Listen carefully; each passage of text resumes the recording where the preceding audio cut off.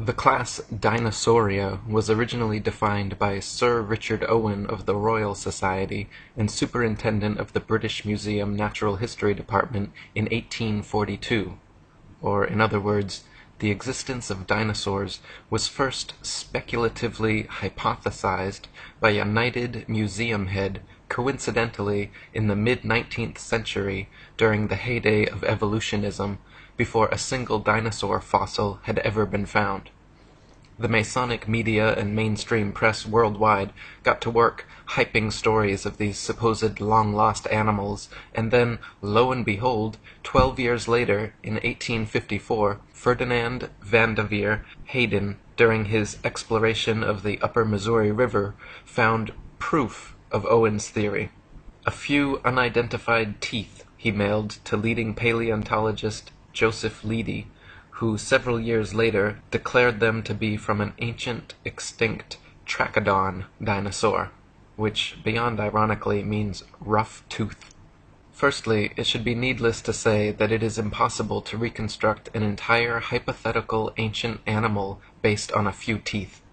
But even more importantly, it is dubious that a myriad of ancient reptile, bird, and reptile-mammal transitional forms necessary for the blossoming theory of evolution would be hypothesized and then conveniently discovered by teams of evolutionist archaeologists purposely out looking to find such fossils. And it is even more dubious that such fossils have supposedly existed for millions of years, but were never found by or known to any civilization in the history of humanity until evolutionism's Masonic renaissance in the mid-19th century. David Wozni wrote, "Why are there no discoveries by Native Americans in all the years previous when they roamed the American continents? There is no belief of dinosaurs in the Native American religion or tradition. For that matter, why were there no discoveries prior to the 19th century in any part of the world? According to the World Book Encyclopedia, before the 1800s, no one ever knew that dinosaurs existed. During the late 1800s and early 1900s, large deposits of dinosaur remains were discovered. Why has man suddenly made all these discoveries? No tribes, cultures, or countries in the world ever discovered a dinosaur bone before the mid-1800s, and then they were suddenly found all over the world in North America, South America, Europe, Asia, Africa, Argentina, Belgium, Mongolia, Tanzania, West Germany, and many other places apparently had large deposits of dinosaur fossils never before seen. All these places were inhabited and well explored for thousands of years before this time. Why had no one ever found a dinosaur fossil before?" According to the book The Dinosaur Project, paleontological journalist Wayne Grady claims the period following this, from around 1870 to 1880, became a period in North America where some of the most underhanded shenanigans in the history of science were conducted. In what was known as the Great Dinosaur Rush, or the Bone Wars, Edward Drinker Cope of the Academy of Natural Sciences and Othniel Marsh of the Peabody Museum of Natural History began a lifelong rivalry and passion for dinosaur hunting. They started out as friends, but became bitter enemies during a legendary feud involving double-crossing, slander, bribery, theft, spying, and destruction of bones by both parties. Marsh is said to have discovered over 500 different ancient species, including 80 dinosaurs, while Cope discovered 56. Out of the 136 dinosaur species supposedly discovered by the two men, however, only 32 are presently considered valid, as the rest have all proven to be falsifications and fabrications. None of them once claimed to find a complete skeleton either, so all their work involved reconstructions. In fact, to this day, no complete skeleton has ever been found, and so all dinosaurs are reconstructions. David Wozni wrote, "Discoveries and excavations seem not to be made by disinterested people such as farmers, ranchers, hikers, outdoor recreationists, building construction industry basement excavators, pipeline trench diggers, and mining industry personnel, but rather by people with a vested interest such as paleontologists, scientists, university professors, and museum organization personnel who were intentionally looking for dinosaur bones or who have studied dinosaurs previously. Finds are often made during special dinosaur bone hunting trips and expeditions by these people to faraway regions already inhabited and explored. This seems highly implausible. More believable is the case of the discovery of the first original Dead Sea Scrolls in 1947, which were unintentionally discovered by a child and which were all published by 1955. In some cases of a discovery of dinosaur bones by a disinterested person, it was suggested to them by some professional in the field to look or dig in a certain area. Also very interesting to note are special areas set aside and designated as dinosaur parks, for which amateur dinosaur hunters are required to first obtain a dinosaur hunting license. Whatever destination these establishment-funded archaeologists and paleontologists set, it seemed they found incredible numbers of fossils in tiny areas. In one of the largest dinosaur excavation sites, called the Ruth Mason Quarry, over 2,000 fossils were allegedly discovered.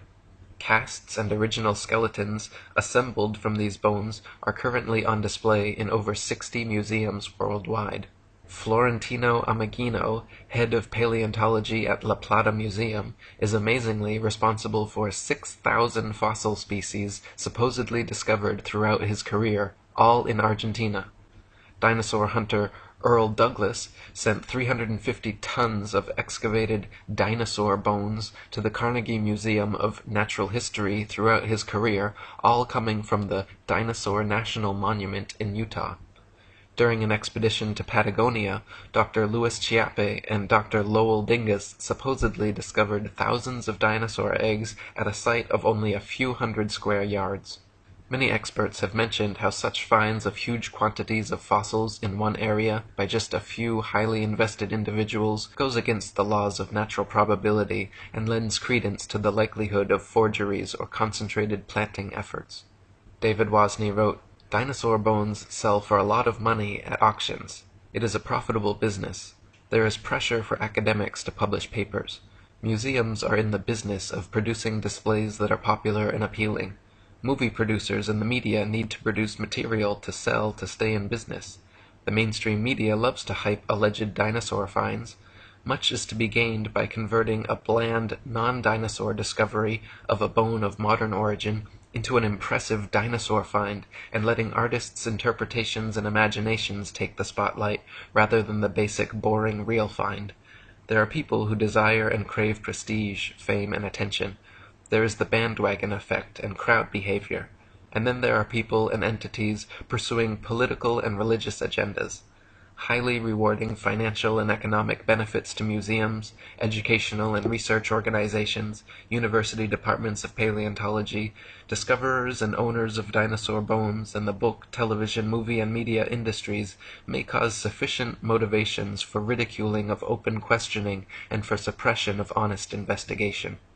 The fact that T-Rex bones have sold at auctions for upward of $12 million shows how lucrative the field of dinosaur hunting can be, and it just happens to be museum officials who serendipitously seem to make the most prolific finds.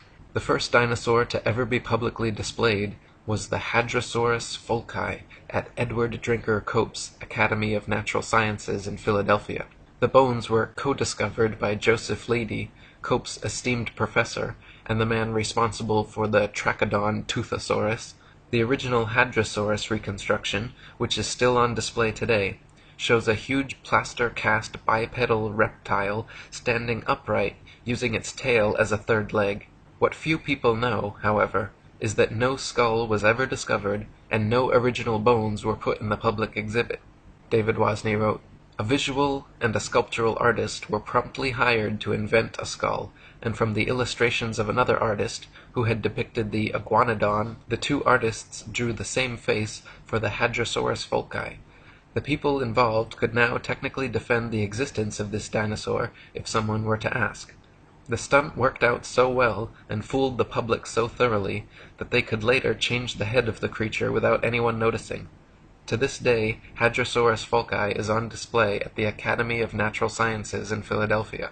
The bones are said to be kept behind heavy closed doors, but a plaster copy is exhibited in their place.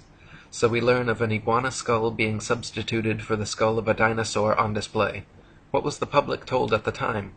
What are we not being told today? What we are not being told is that this is the rule and not the exception.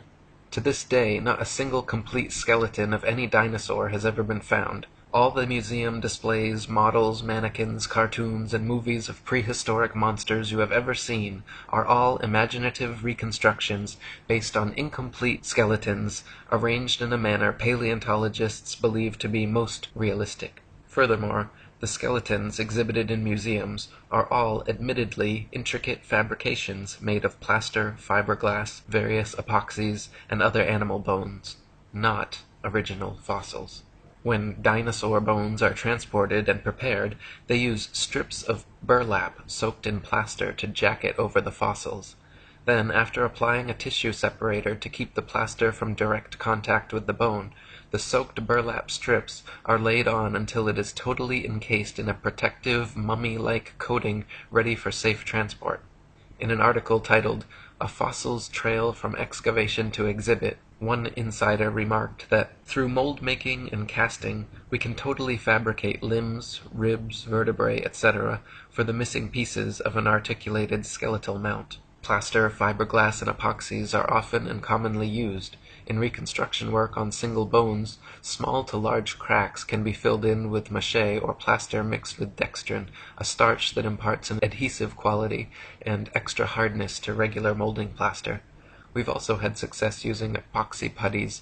Large missing fragments can be sculpted directly in place with these same materials. In other words, museum personnel work with plaster and other materials to transport and fabricate skeletons and missing or incomplete bones all the time. In fact, the huge dinosaur bone displays found in museums across the world are admittedly carefully prepared fakes. No independent researcher has ever examined a real dinosaur. They claim all the actual fossils are kept in high-security storage, but only a select few paleontologists are ever allowed to examine them, so the ability to ascertain their authenticity is kept from the general public. Robin Kofod wrote, "Most people believe that dinosaur skeletons displayed in museums consist of real dinosaur bones. This is not the case. The real bones are incarcerated in thick vaults to which only a select few highly placed researchers hold a key, which means that no independent researcher has ever handled a Tyrannosaurus rex bone. When people unaffiliated with the paleontological establishment attempt to gain access in order to study these dinosaur bones, they are met with refusal upon refusal. Only around 2,100 dinosaur bone sets have been discovered worldwide, and out of these, only 15 incomplete Tyrannosaurus rex bone sets have been found. These dinosaur bone sets have never formed a complete skeleton, but from these incomplete bone sets, paleontologists have constructed a hypothesis about the appearance of the whole skeleton which they have modeled in plastic. If thousands of long necks and large carnivorous reptiles had really roamed the earth, we wouldn't only have found 2,100 dinosaur bone sets, but millions of bones, with ordinary people tripping over them when digging in their vegetable patches." David Wozni wrote, "When children go to a dinosaur museum, are the displays they see displays of science, or displays of art and science fiction? Are we being deceived and brainwashed at an early age into believing a dinosaur myth? Deep, probing questions need to be asked of the entire dinosaur business. There may have been an ongoing effort since the earliest dinosaur discoveries to plant, mix, and match bones of various animals, such as crocodiles, alligators, iguanas, giraffes, elephants, cattle, kangaroos, ostriches, emus, dolphins, whales, rhinoceroses, etc., to construct and create a new man-made concept, prehistoric animal called the dinosaur. Where bones from existing animals are not satisfactory for deception purposes, plaster substitutes may be manufactured and used. Some materials similar or superior to plasticine clay or plaster of Paris would be suitable. Molds may also be employed. What would be the motivation for such a deceptive endeavor? Obvious motivations include trying to prove evolution, trying to disprove or cast doubt on the Bible and the existence of a God, and trying to disprove the young earth theory. The dinosaur concept implies that if God exists, he tinkered with his idea of dinosaurs for a while, then probably discarded or became tired of this creation, and then went on to create man. The presented dinosaur historical timeline suggests an imperfect God who came up with the idea of man as an afterthought, thus demoting the biblical idea that God created man in his own image. Type dinosaur skulls into a search engine, and you will find a variety of replicas, tailor-made dinosaurs, and museum-quality skeletons. One of the largest and most renowned suppliers of fake dinosaurs is the Zigong Dino Ocean Art Company in Sichuan, China, which provides natural history museums worldwide with ultra-realistic dinosaur skeletons made from real bones. Chicken, frog, dog, cat, horse, and pig's bones are melted down, mixed with glue, resin, and plaster, then used as base material for recasting as dinosaur bones. They are even given intentional fractures and an antiquated, fossilized look to achieve the right effect. Their website boasts over 62% of our output goes to American and European markets, which means we will understand and are familiar with the intricacies and regulation of exporting to these regions. Since we are a partner of dinosaur museums, all products are made under the guidance of experts of the Chinese Academy of Sciences. We have gained a global sales network reaching the USA, Brazil, France, Poland, Russia, Germany, Saudi Arabia, South Korea, Thailand, Indonesia, exhibited in Peru, Argentina, Vancouver, Cincinnati, Chicago, and other places. As Alan Fiducia, University of North Carolina paleontology professor, wrote, I have heard there is a fake fossil factory in northeast China, in Liaoning province near the deposits where many of these recent alleged feather dinosaurs were found. Or as David Wozni wrote, the possibility exists that key dinosaur bones on display have been artificially modified through sculpture and carving. Bone sculpture is not an unknown human activity. Many cultures participate in creating man-made objects out of existing bones, totally unrecognizable from the original shape. Is the dinosaur industry a customer of this sort of business? Is it possible that dinosaur skeleton replica are secretly assembled or manufactured in private buildings out of public view, with bones artificially constructed or used from a number of different modern-day animals? Why bother having any authentic original fossils at all if alleged replicas please the public? Another problem with dinosaurs is their unnatural structural dynamics. Many dinosaur skeletons and reconstructions feature bipedal monsters like the T-Rex with a forward-leaning torso and head far larger and heavier than its counterbalancing tail. Many museum displays cannot even stand up under their own weight. It is highly unlikely that beasts this large and disproportionate could exist at all. The loads acting on their skeletons are so great that calculations indicate the bones of the largest dinosaurs would buckle and crack under their own immense weight. Experts have also pointed out that dinosaurs would have to have moved much slower than portrayed in movies to prevent sudden shocks to their skeletons. David Wozni wrote, this idea of slow-moving animals does not agree with the biomechanical analysis of dinosaurs, which indicate that the dinosaurs were agile, active creatures. This is the paradox between the dinosaur's size and lifestyle. Many displays and drawings of dinosaurs appear to be an absurdity, showing a two-legged animal that would be totally off balance, with the weight of head and abdomen much greater than weight of tail, which is supposed to act as a counterbalance. Is the dinosaur industry a case of science trying to meet public desires or expectations? The movie Jurassic Park is an example of showing dinosaurs much larger than any current displays in museums. After the movie came out, it is interesting to note that many articles were written asking, is this possible? I can recall a report of dinosaur DNA being discovered preserved in amber, which later turned out to be false. Robin Kofod wrote, overall, several millions of dollars have been spent promoting the existence of dinosaurs through movies, TV, magazines, and comics.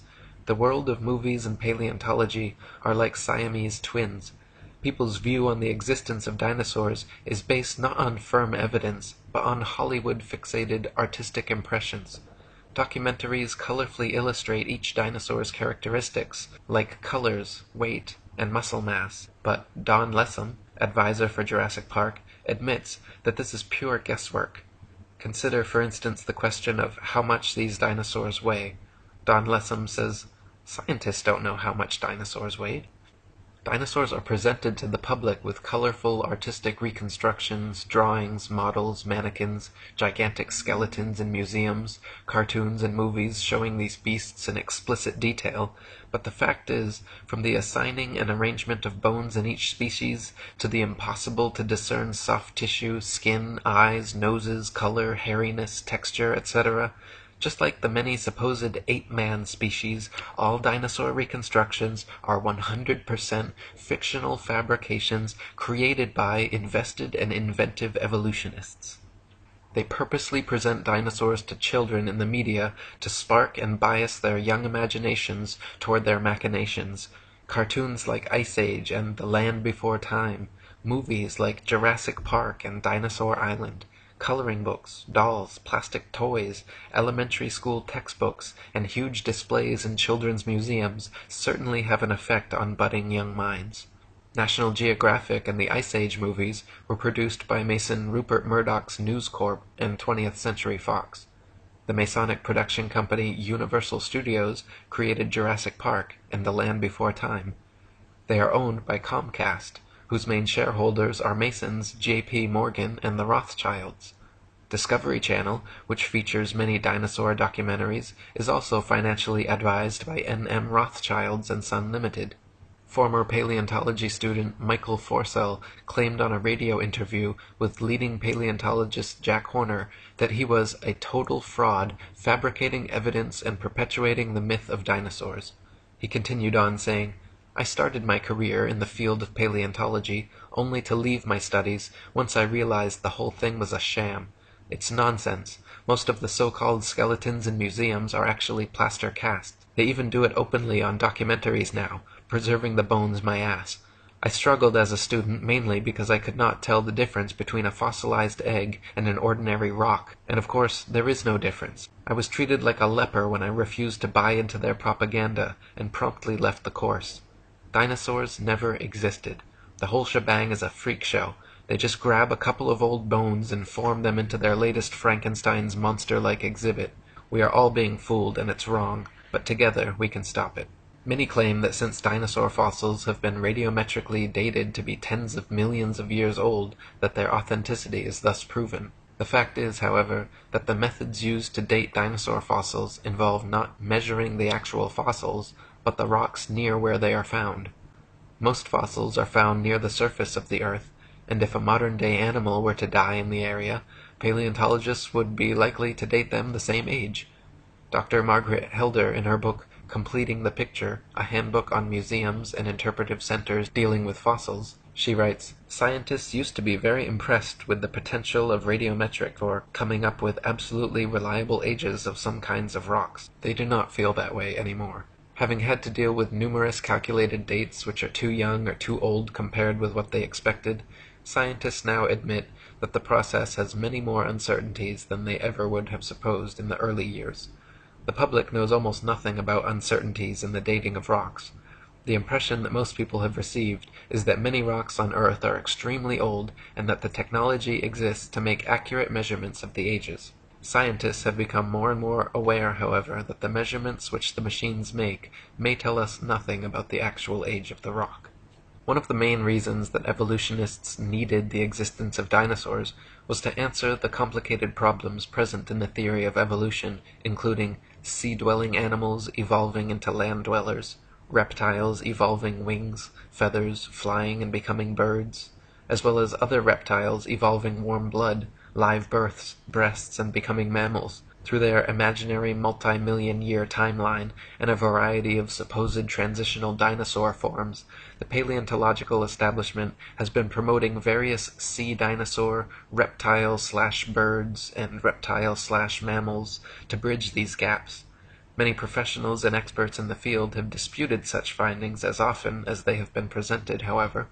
Dr. Storrs Olson, a Smithsonian Institute scientist, wrote, "The idea of feathered dinosaurs and the theropod origin of birds is being actively promulgated by a cadre of zealous scientists acting in concert with certain editors at Nature and National Geographic, who themselves have become outspoken and highly biased proselytizers of the faith. Truth and careful scientific weighing of evidence have been among the first casualties in their program, which is now fast becoming one of the grander scientific hoaxes of our age.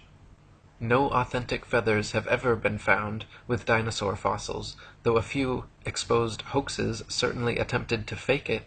Dr. Olson called the adding of feathers to their findings hype, wishful thinking, propaganda, nonsense fantasia, and a hoax. In the 1990s, many fossils with feathers were supposedly discovered in China, suspiciously close to the Zhejiang Dino Ocean Art Company, but when examined, Dr. Timothy Rowe found the so-called Confuciusornis was an elaborate hoax. He also found the Archaeoraptor, supposedly discovered in the 90s, was composed of bones from 5 different animals. When Dr. Rowe presented his findings to National Geographic, the head scientist reportedly remarked, "Well, all of these have been fiddled with." National Geographic then proceeded with their news conferences and media stories about the Archaeoraptor fossils being genuine and having found the missing link in evolution. Robin Kofod wrote, in 1999, National Geographic magazine was busted when they presented in a colorful and fancily presented article the missing link, an Archaeoraptor dinosaur, which was supposed to support the basic tenet of evolutionary theory that dinosaurs had slowly developed over millions of years. Their proof consisted of a fossil where carefully arranged bone imprints gave the impression of a creature half dinosaur and half bird. The scam was discovered during a CT scan which uncovered unnatural bone links. National Geographic magazine was later forced to admit, when pressured, that the fossil was man-made. Paleontologists claim that Archaeopteryx is another transitional form of bird evolved from dinosaurs, but this theory falls on its face against overwhelming evidence to the contrary. Other species like Confuciusornis, Launingornis, and Eolalavis have all been found to be contemporary with the Archaeopteryx and are indistinguishable from present-day birds.